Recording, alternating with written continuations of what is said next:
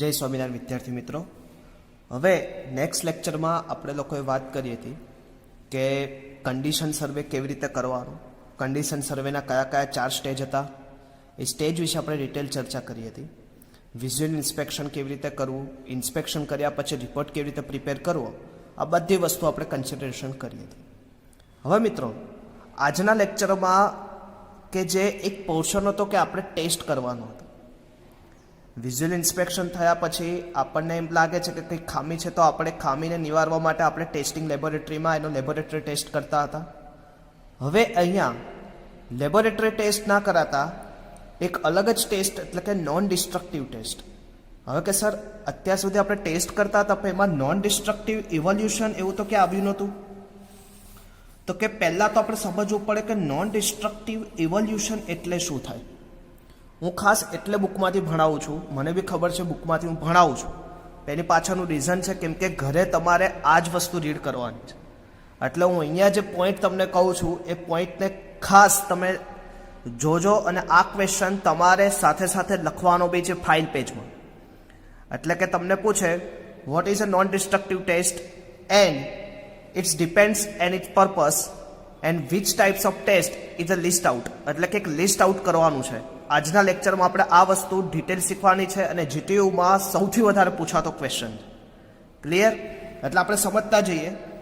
The term non destructive, પહેલાં તો આપણે નોન ડિસ્ટ્રક્ટિવ વિશે સમજીએ। Is used to indicate that it does not impair the intended performance of the structural member being tested. Sorry friend, one call that disturb to you. Okay. મિત્રો, non-destructive used to indicate that it does not impair the intended performance of the structural member being tested or investigated. એનો મતલબ એવો થાય છે કે non destructive evolution કેવી વસ્તુ છે કે જે આપણે લોકોએ એક જોવા જઈએ તો એક સરળ ટેસ્ટ છે। આ ટેસ્ટના નમૂનાને તોડવામાં આવતા આપણે કેવું આ ડિસ્ટ્રક્ટિવ ટેસ્ટ હોય ને એમાં આપણે કોઈ નમૂનાને તોડવામાં આવતા નથી, એટલે કે જે મલ્ટી સ્ટ્રેન્થનું ખરેખર મૂલ્ય આપણને શું મળે, ખરેખર મૂલ્ય મળી જાય।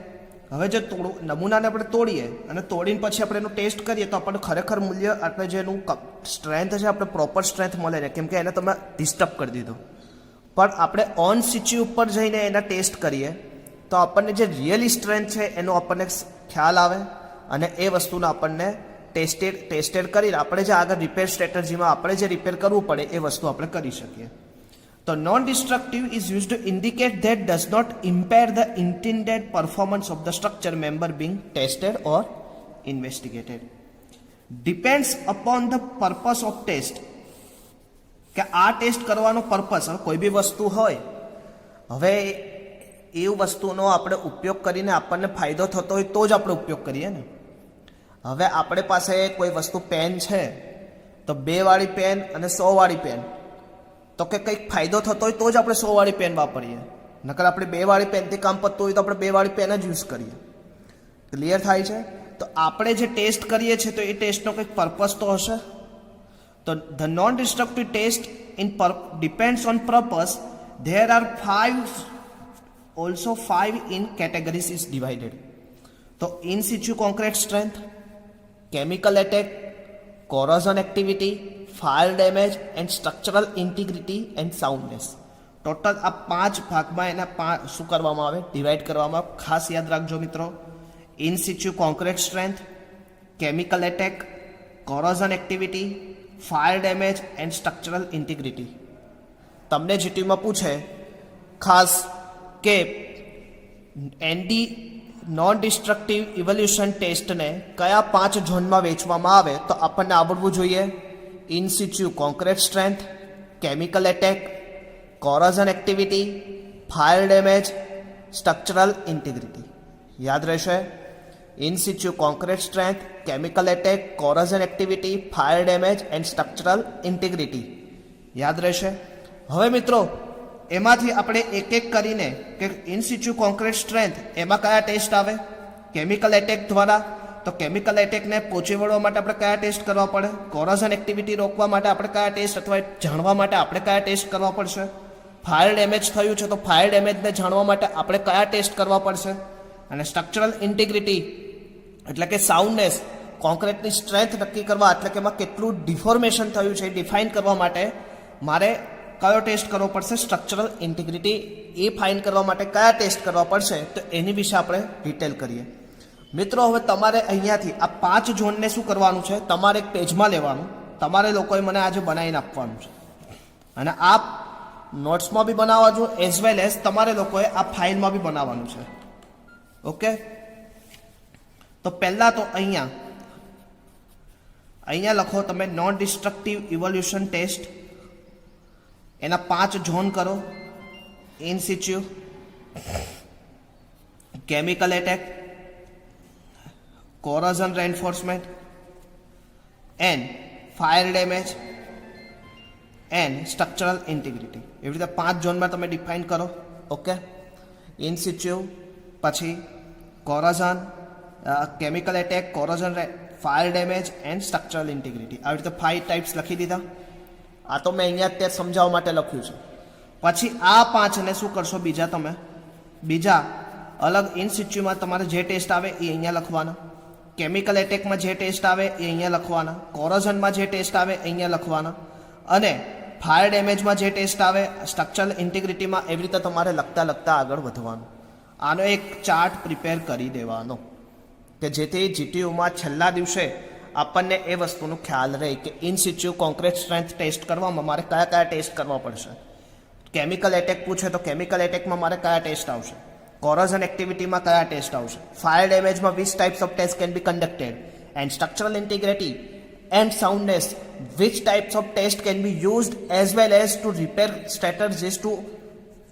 સ્ટ્રેટર્જીમાં શું થાય? હેલ્પલેસ પ્રોવાઈડ કરે કે which strategies can be done in this perfectly particular phenomena. Clear that? The structural integrity, fire damage, corrosion, chemical and in situ concrete strength. Okay મિત્રો, હવે આપણે વાત કરવી છે first of all in situ concrete strength. Okay, in situ concrete strength હમણાં જ વાત કરી ઝોન 1. હવે તમારે આ બધી વસ્તુ અત્યારે કોઈ જ સાંભળવાની નથી. આ બધી વસ્તુ તમારી બુકમાં આપેલી છે, એનાથી તમને નથી આવડતું તો અત્યારે કોઈ જ ટેન્શન લેવાનું નથી. હું જ તમને કહું છું, એટલે જોઈને ગભરાવાનું નહીં કોઈ દિવસ બુકમાં. હું પાછળથી આપણે શીખીએ છીએ પણ અત્યારે કોઈ વસ્તુ શીખવી નથી. ઇન સિચ્યુ કોન્ક્રીટ સ્ટ્રેન્થમાં કયા ટેસ્ટ આવશે? Rebound hammer test, ultrasonic pulse velocity, Windsor prop.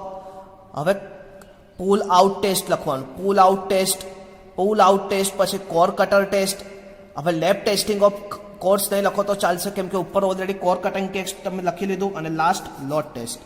તો ટોટલ ઇન સિચ્યુ કોન્ક્રીટ સ્ટ્રેન્થમાં તમારા કેટલા ટેસ્ટ આવશે? તો યાદ રાખવા પડશે: rebound hammer test, ultrasonic pulse velocity test, Windsor probe test, કોપો pull out test, core cutter test અને લોડ ટેસ્ટ. ઓકે, હવે સાથે સાથે સમજાવી દો કે સર આ રિબન હેમર ટેસ્ટ એનાથી મને શું મળશે? તો કોઈ જ વસ્તુ નહીં. રિબન હેમર ટેસ્ટથી measure the surface hardness of concrete. Rebound hammer ટેસ્ટથી તમે શું કરી શકશો? Measure the surface hardness of concrete.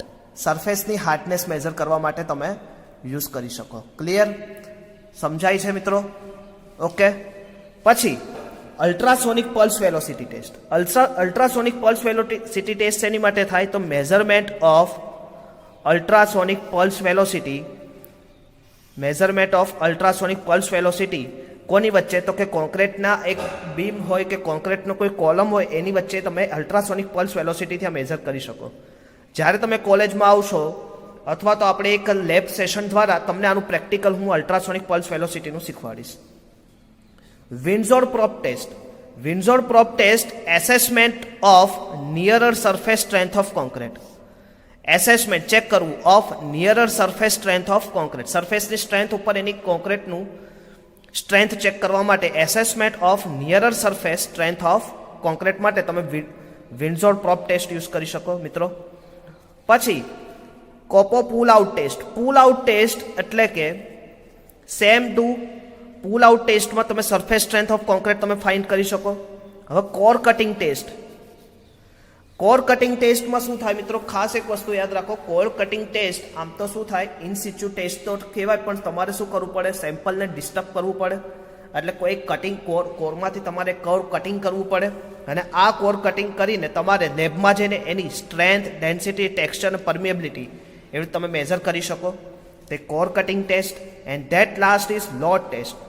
Load test એટલે કે assessing the load carrying capacity. Load ટેસ્ટમાં કે જે તે બીમની લોડ કેરિંગ કેપેસિટી કેટલી છે એ તમે capacity within a limit of elastic deformation. Within elastic deformation. Elastic deformation એટલે કે ક્યાં સુધી? તો કે હુક્સ લો પ્રોબેબલ થાય ત્યાં સુધી. વિથિન અ ઇલાસ્ટિક લિમિટ એટલે કે ઇલાસ્ટિક લિમિટ એટલે કે વિથિન અ પ્રોપોર્શનાલિટી લિમિટ સુધી તમે એનું load ટેસ્ટનું assessing load carrying capacity કરી શકો વિથિન કેવા? Elastic deformation. ઓકે, આ ઇલાસ્ટિક ડિફોર્મેશન તમે ઓલરેડી એક ચેપ્ટરમાં ભણીને આવ્યા છો, સ્ટ્રક્ચરલ મેકેનિક્સમાં. યાદ છે ચેપ્ટરનું નામ શું હતું? ભણીને આવ્યા છો સ્ટ્રેન એનર્જી.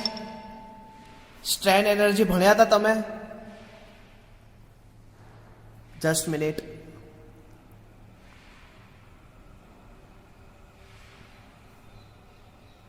ભણ્યા હતા સ્ટ્રેન એનર્જી ચેપ્ટર આવતું હતું તમારે. એમાં રેઝિલન્સ, પ્રૂફ રેઝિલન્સ, મોડ્યુલસ ઓફ રેઝિલન્સ યાદ છે? Strain energy in action loaded beam integration 0 to L m²/EI. આ બધી વસ્તુ તમે વિથિન ઇલાસ્ટિક ડિફોર્મેશન સુધી કરી શકો. 3 પ્રકારના લોડ આવતા.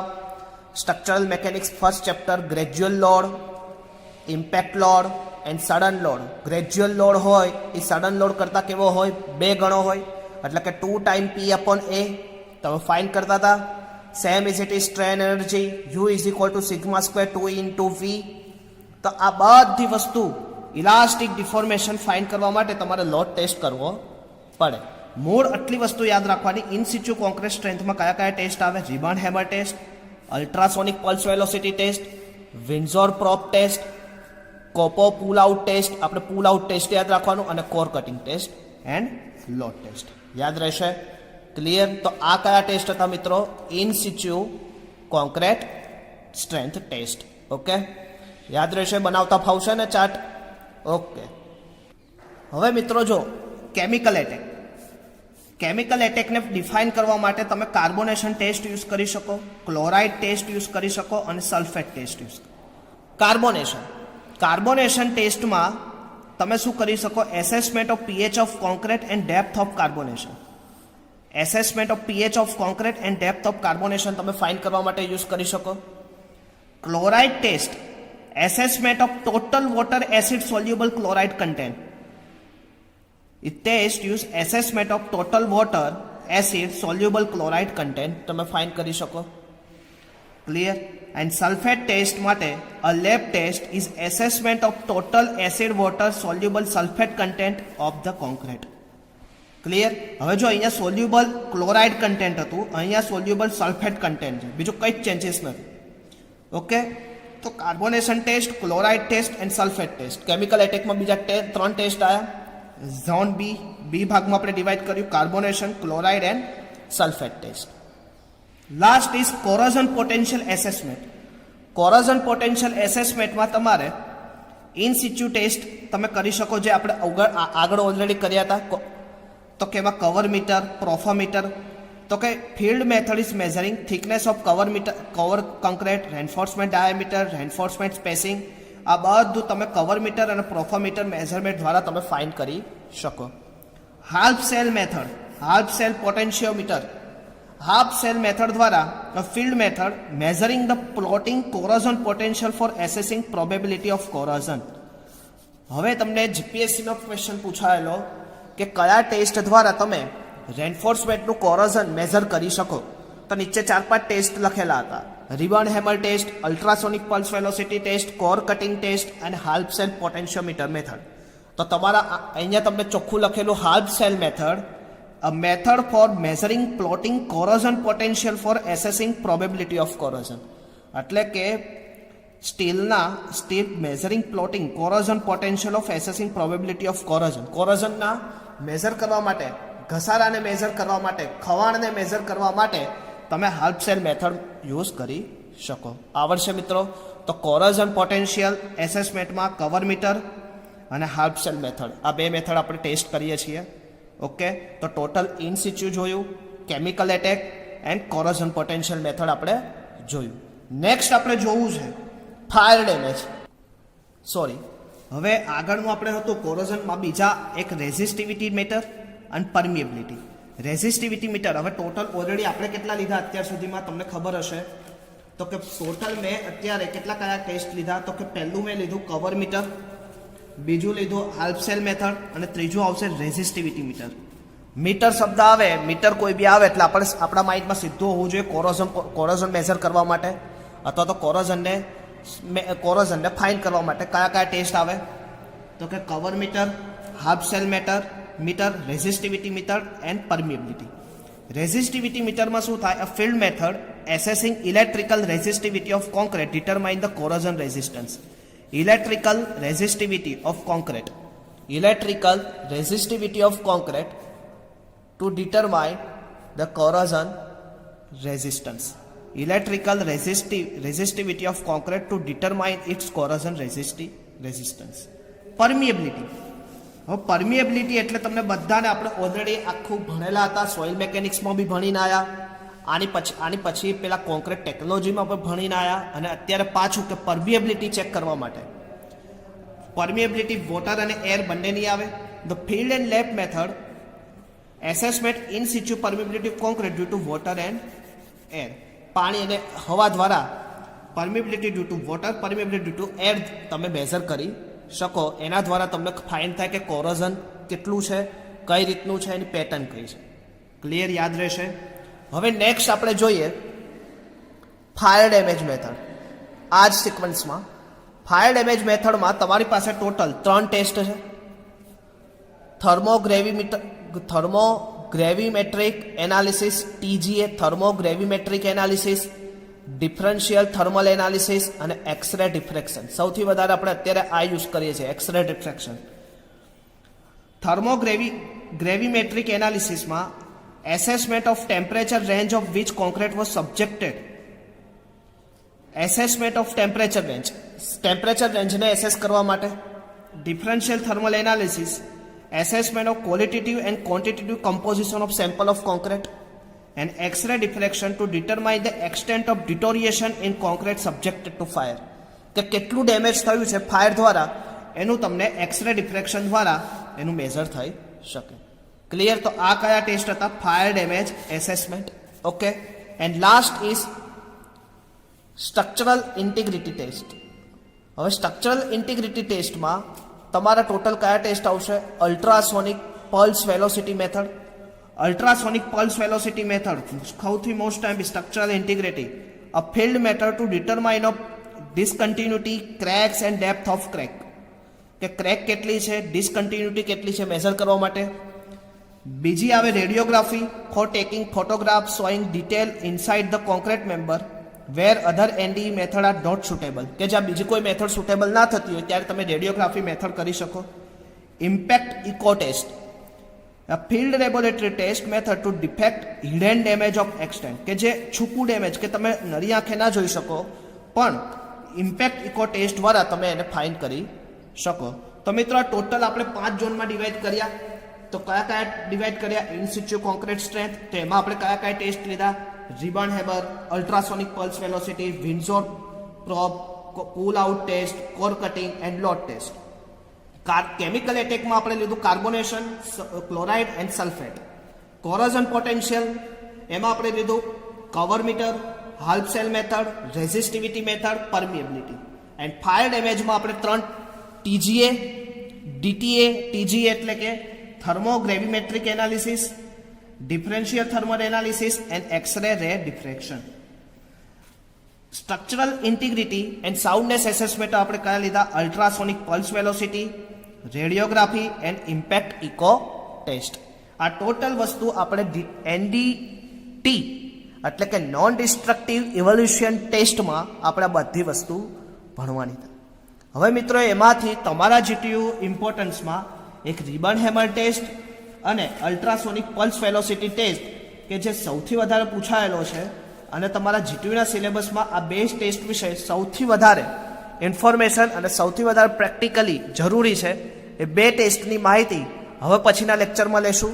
મિત્રો ખાસ આજે ઘરેથી તમારે લોકોએ આનો એક પ્રોપર એક ચાર્ટ બનાવવાનો છે અને એ ચાર્ટ એ આપણે ફાઇલ પેજમાં બી લખશું એઝ વેલ એઝ તમારે વર્કબુક એટલે કે જે તમે નોટ્સ બનાવો છો એ નોટ્સમાં પણ લખશું. ક્લિયર? ફાઇલ તમારે સબમિટ કરાવવાની છે અને સાથે સાથે મેં જે ક્વેશ્ચનો તમને ઓલરેડી આપેલા છે એ ક્વેશ્ચનના તમારે આન્સર લખીને મને મોકલવાના હતા, પણ હજુ સુધી કોઈ મોકલ્યા નથી, 2-3 છોકરા સિવાય. તો વિદ્યાર્થી મિત્રો વહેલી તકે એ આન્સર મોકલાવો, અધરવાઇઝ તમે જેટલું મોડું કરશો એટલા તમારા સબમિશન લેટમાં કન્સિડરેશન થશે. Clear that? તો નેક્સ્ટ ટાઈમ આપણે MRSમાં રિબન હેમર ટેસ્ટ અને અલ્ટ્રાસોનિક પલ્સ વેલોસિટી ટેસ્ટ વિશે ડિટેલ ચર્ચા કરશું. ત્યાં સુધી મિત્રો જય સ્વામિનારાયણ.